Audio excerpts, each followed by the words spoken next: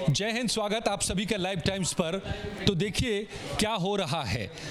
शाम 5 बजे तक ये फैसला होता है पाकिस्तान और भारत के बीच में कि सीज फायर होगा और कोई किसी पर हमला नहीं करेगा।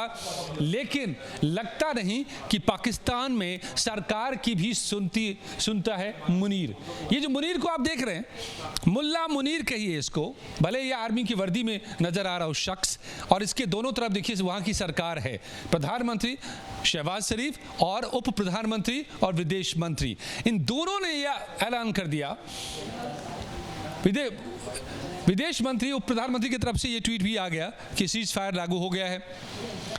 इस बात को आगे बढ़ा दिया। प्रधानमंत्री ने कहा कि हम शांति और स्थिरता को आगे बढ़ाना चाहते हैं क्षेत्र में, और हम एक नई शुरुआत करेंगे जो प्रोसेस डीरेल हो गया था।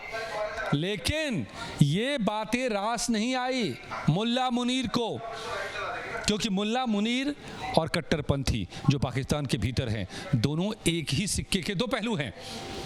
तो ना कट्टरपंथी को यह रास आ रहा है कि भारत और पाकिस्तान किसी भी तरीके से शांति की तरफ बढ़े, और ना ही सेना को।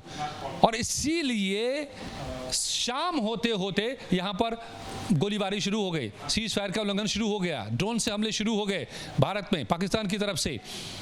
हालांकि भारत ने सीधा सीधा आदेश दे दिया, सरकार ने, बीएसएफ को मुंहतोड़ जवाब दीजिए, जमकर जवाब दीजिए और कड़ाई से जवाब दीजिए। विदेश सचिव ने आकर के साफ कह दिया कि घोर उल्लंघन हुआ है सीज फायर का। जो सीज फायर का ऐलान हुआ था 5:30 बजे, 5 बजे से वो लागू कर दिया गया था, उसका पूरी तरह से पाकिस्तान की सेना ने घोर उल्लंघन कर दिया है।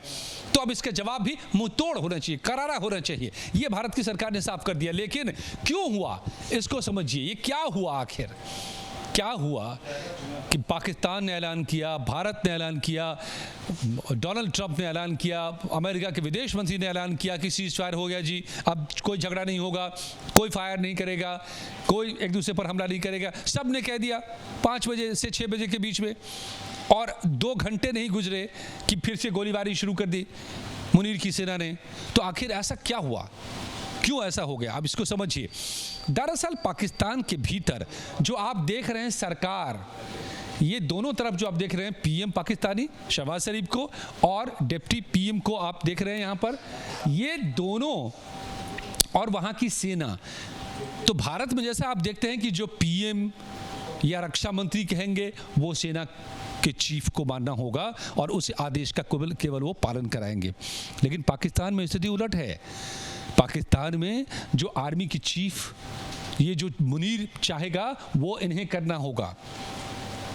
और भले अमेरिका से तो गुहार लगा रहे थे, वहाँ की सरकार लगातार लगा रही थी कि बंद करवाइए, भारत मार देगा हमको, तो भारत मार रहा है, भारत गुस्से में है, भारत से बचाओ। लगातार अमेरिका से गुहार, अब पूरी दुनिया से गुहार वहाँ की सरकार लगा रही थी। अमेरिका ने बीच बचाव की कोशिश करके पाकिस्तान को और मुनीर से बात करके, मुनीर से भी बात की है, ये भी कहा है वहाँ के विदेश मंत्री ने, बात करके सीज फायर को लागू करवाया।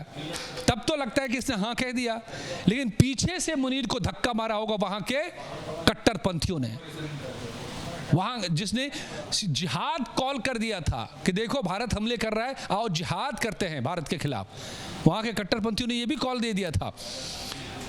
अब ये ठहरा दो मुंह, एक तरफ सेना की वर्दी बाहर और अंदर भीतर जिहादी कट्टरपंथी मुनीर के भीतर, जो हिंदू मुस्लिम की बातें कर रहा था, जिसने आतंकियों को अपनी स्क्रिप्ट देके भेजी थी कि जाओ धर्म पूछ करके मारना, जिसका जो सेना का इस वक्त का पाकिस्तानी सेना का जो प्रवक्ता है वो आतंकी का बेटा है, और वो लगातार कैंपेन चलाता रहा, प्रोपेगेंडा करता रहा कि देखो भारत हमले कर रहा है, कहीं पर मस्जिद पे, कहीं पे झूठ के सारी खबरें, झूठ के प्रोपेगेंडा करता रहा ताकि धार्मिक भावनाओं को भड़काया जा सके हिंदुस्तान के भीतर।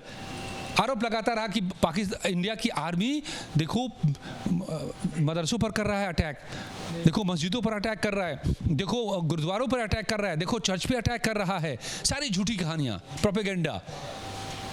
तो ये जो असल में पाकिस्तान के भीतर सबसे ताकतवर कट्टरपंथी हैं, और उसके बाद आर्मी है, और यही आर्मी जिसको चाहती है सत्ता में बिठा देती है। आपको पता है कि इमरान खान को जेल में डाल के इनको सत्ता में बिठाने वाले यही आर्मी है।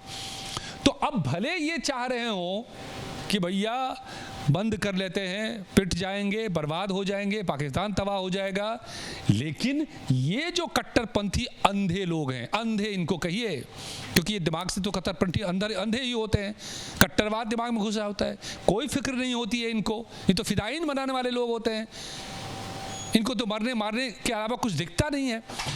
तो इनको नहीं चाहिए शांति, इनको अपनी दुकान भी चलानी है।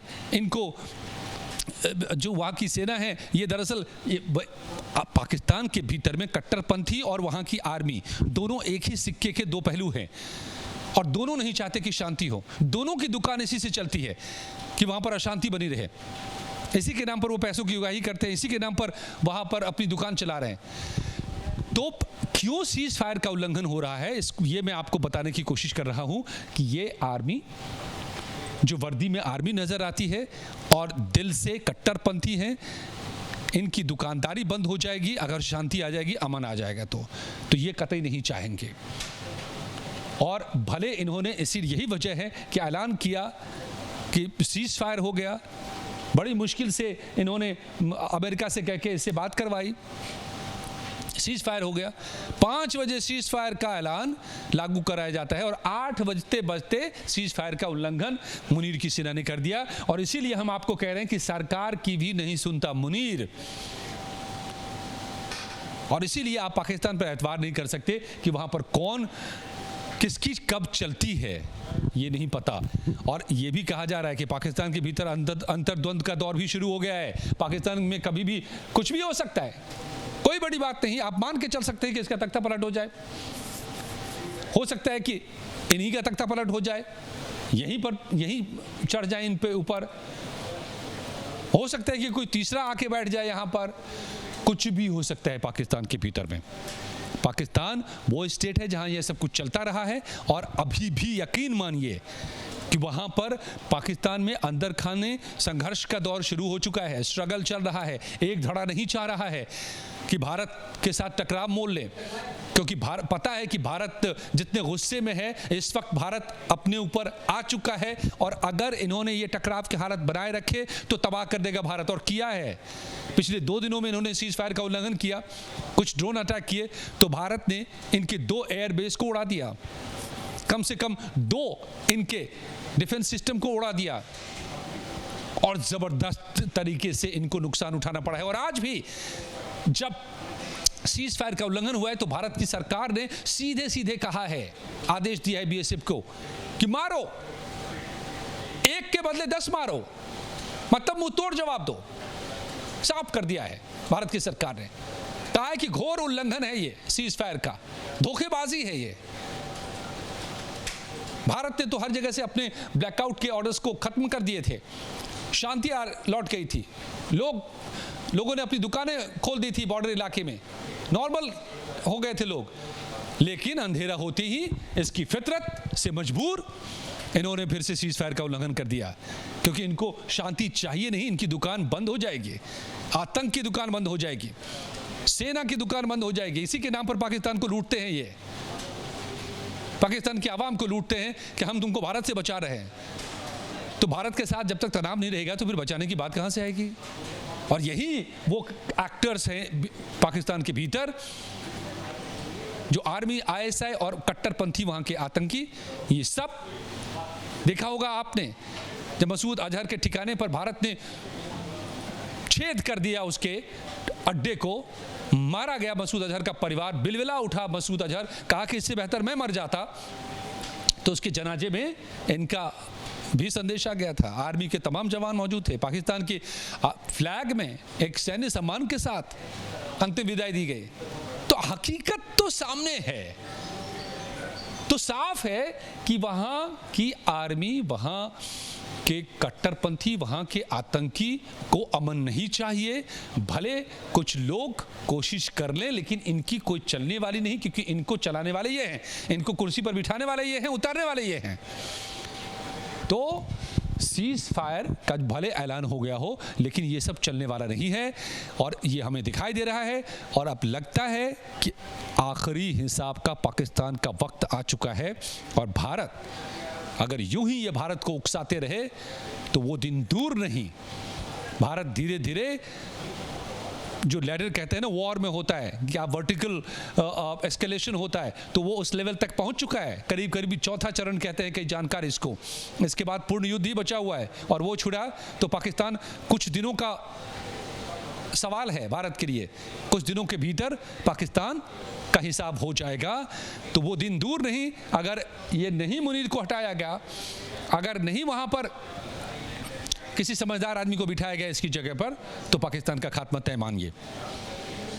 तो मैं उम्मीद करता हूं कि आप समझ रहे होंगे कि क्यों सीज फायर का ऐलान हुआ और क्यों उसका उल्लंघन हो गया और कौन ये नहीं चाह रहे हैं और इसका इलाज क्या है।